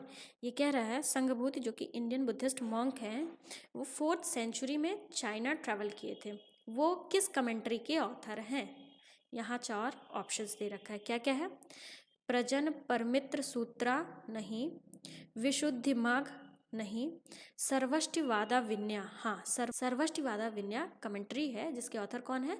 संगभूति। संगभूति कौन है? एक बुद्धिस्ट मॉन्क है जो कि 4th century AD में चाइना ट्रैवल किए थे। देखो ठीक है, इसका एक्सप्लेनेशन है many Indian monks who travel to China during these centuries belong to Kashmir. They included Sangabhuti, author of commentary on the Sarvashtivad Vinaya, यही पूछा था ना, who was in China in 381 to 84 CE। ठीक, नेक्स्ट की ओर बढ़ते हैं। With reference to ancient India Gautama Buddha was generally known by which of the following epithets. ये कह रहा है एंशियंट इंडिया में गौतम बुद्धा इनमें से किस किस एपिथेट से जाने जाते थे? नायापुट्टा नहीं, साक्य मुनि, हाँ साक्य मुनि से, ताथागता, हाँ ताथागता, साक्य मुनि और ताथागता से गौतम बुद्धा जाने जाते थे। ठीक है, साक्य मुनि और ताथागता एपिथेट से गौतम बुद्धा एंशियंट इंडिया में जाने जाते थे, मतलब सेकेंड और थर्ड। ठीक, देखो epithets attributes were not the sole property of leader of particular sect, whether Brahmin or Shramana. However, the denotion of these words through broad in early days became limited in the course of time। ये देखो Lord Mahavira का epithets दे रखा है और गौतम बुद्धा का epithets दे रखा है। ठीक है, गौतम बुद्धा का साक्य मुनि ताथागता, ठीक यही पीछे पूछा है। लॉर्ड महावीरा, नायापुट्टा, वीरा, महावीरा, अरहत, तो ये चारों याद रखिएगा। अगर गौतम बुद्धा पूछ लिया तो लॉर्ड महावीरा भी आगे चल करके पूछ सकता है। ठीक है, चलिए आगे बढ़ते हैं। ये देखो कंसिडर द फॉलोइंग इन्फॉर्मेशन, एक साइड आर्कियोलॉजिकल साइट्स, स्टेट और डिस्क्रिप्शन, तीनों दे रखा है। ठीक है, पूछा क्या है? In which of the above rows is the given information correctly matched. इनमें से कह रहा है कौन सा स्टेटमेंट जो दे रखा है तीनों करेक्टली मैच है। तो आइए एक एक करके हम देखते हैं, ठीक है। चंद्रकेतुगढ़ उड़ीसा ट्रेडिंग पोर्ट टाउन। देखो चंद्रकेतुगढ़ ट्रेडिंग पोर्ट टाउन तो है, अभी पीछे हमने देखा चंद्रकेतुगढ़ कहाँ पे है, वेस्ट बंगाल में है, ना कि उड़ीसा में। तो फर्स्ट हमारा नहीं होगा, ठीक। सेकंड क्या है, इनाम गांव महाराष्ट्र चालकोलिथिक साइट्स, ये सही है, तीनों सही है हमारा, तो सेकंड होगा। यहाँ से हम आंसर अपना पा गए, हो गया ना। थर्ड भी इसका मतलब सही है, केरला केरला मेगालिथिक साइट्स, ये भी सही है। Andhra Pradesh rock cut cave शिन्स, ये गलत है। Andhra Pradesh rock cut cave शिन्स के लिए फेमस नहीं बल्कि बुद्धिस्ट साइट है ये, ठीक है। तो मतलब कि सेकंड और थर्ड में ये जो तीनों दिया हुआ है वो सही है। ये देखते हैं, देखो पेयर फर्स्ट इनकरेक्टली मैच्ड है क्योंकि चंद्रकेतुगढ़ एक अर्बन सेंटर है, कहाँ पे, वेस्ट बंगाल और बांग्लादेश में, ठीक। पेयर सेकंड सही है, इनाम गांव चालकोलिथिक साइट से कहाँ पे, महाराष्ट्र में। थर्ड भी सही है, मानगडू मेगालिथिक साइट से कहाँ पे, केरला में। फोर्थ इनकरेक्ट है, सलीहुंडम बुद्धिस्ट साइट है आंध्र प्रदेश में, ठीक है। रॉक कट केव्स के लिए नहीं जाना जाता है बल्कि ये क्या है, बुद्धिस्ट साइट है। चलिए आगे बढ़ते हैं। Who of the following rulers of medieval India gave permission to Portuguese to build a fort at Bhatkal? ये क्वेश्चन क्या कह रहा है, मेडुअल इंडिया का कौन सा रूलर पोर्तुगीज को परमिशन दे दिया था भटकल में पोर्ट बिल्ड करने का? मेडुअल इंडिया का कौन सा रूलर पोर्तुगीज को परमिट किया था भटकल में एक फोर्ट को बिल्ड करने का, बताइए। कृष्णदेव राया ने। देखो emperor Krishnadevaraya allowed the Portuguese to build a Fort Bhatkal in 1510. The town was named Bhatkal after the Jain grammarian Bhatkalnaka Deva who hailed from Haduvali 16 kilometer away, capital of Sulavas of गेरू सोपा। तो मतलब इतना था कि कृष्णदेवराया ने पोर्तुगीज को allowed किया था फोर्ट भटकल को बिल्ड करने के लिए, ठीक है। समझ में आया। पे हमारा 2024 में भी जो भी क्वेश्चंस पूछा हुआ था वो कंप्लीट हो गया। तो अगर आप लोगों को कोई भी प्रॉब्लम हो तो प्लीज़ कमेंट करके हमें ज़रूर बताएं। Thank you for watching this, please do like share and subscribe, thank you.